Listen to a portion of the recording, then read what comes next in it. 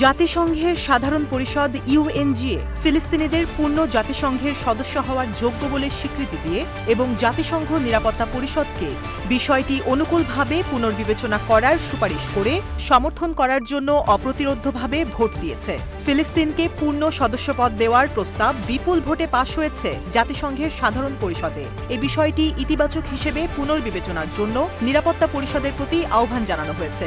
British সংবাদ মাধ্যম BBC এবং আল জাজিরার প্রতিবেদনে এ তথ্য জানানো হয়।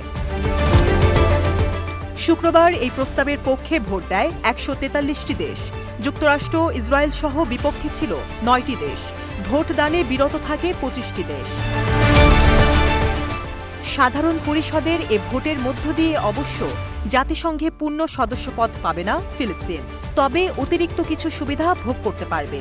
যেমন চলতি বছরের সেপ্টেম্বর থেকে পরিষদের অধিবেশন কক্ষে অন্য সদস্যদের সঙ্গে আসন পাবে তারা। ফিলিস্তিন বিতর্কে সম্পূর্ণভাবে অংশ নেওয়া, আলোচ্যসূচি প্রস্তাব করা এবং কমিটিতে প্রতিনিধিদের নির্বাচিত করার সুযোগ পাবে।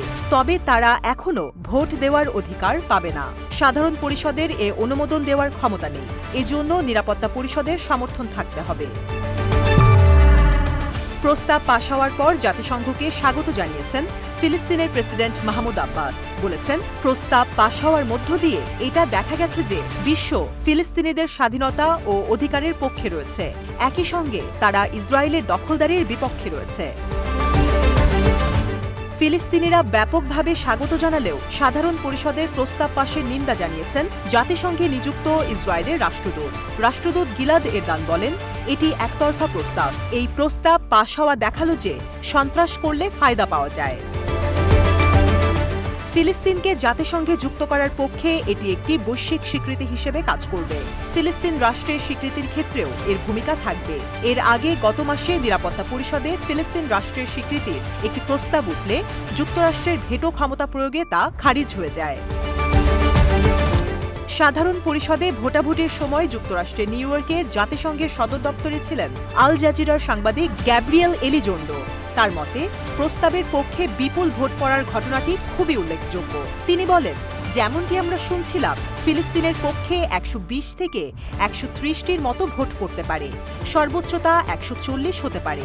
তবে ১৪৩টি ভোট পড়াটা একেবারে প্রত্যাশার চেয়ে বেশি। প্রস্তাবটি পাশের পর জাতিসংঘ এক্সে দেওয়া এক পোস্টে জানায়, জাতিসংঘের সাধারণ পরিষদ নির্ধারণ করেছে ফিলিস্তিনের রাষ্ট্র হওয়ার যোগ্যতা আছে এবং জাতিসংঘের সদস্য হিসেবে দেশটির যোগ দেওয়া উচিত। সাধারণ পরিষদ এতে সমর্থন দেওয়ার জন্য নিরাপত্তা পরিষদের প্রতি আহ্বানও জানিয়েছে। ইসরায়েলের মিত্র যুক্তরাষ্ট্র প্রস্তাবের প্রতি তাদের বিরোধিতা বহাল রেখেছে। এই ভোটাভুটি মূলত প্রতীকী হলেও ইসরায়েলের প্রধান মিত্র যুক্তরাষ্ট্রের ওপর চাপ সৃষ্টি করবে। ১ মাস আগেও যুক্তরাষ্ট্র নিরাপত্তা পরিষদে ফিলিস্তিনের পূর্ণ সদস্য পদ নিয়ে একই ধরনের একটি প্রস্তাবে ভেটো দিয়েছিল। জাতিসংঘে মার্কিন মিশনের মুখপাত্র নেট ইভান্স এক বিবৃতিতে বলেছেন, মধ্যপ্রাচ্যে শান্তির জন্য একটি দ্বিরাষ্ট্রীয় সমাধান যুক্তরাষ্ট্রের চূড়ান্ত লক্ষ্য হলেও মার্কিন দৃষ্টিভঙ্গি এটিই যে জাতিসংঘে এবং অন্যত্র একতরফা পদক্ষেপ এই লক্ষ্যকে এগিয়ে নেবে না।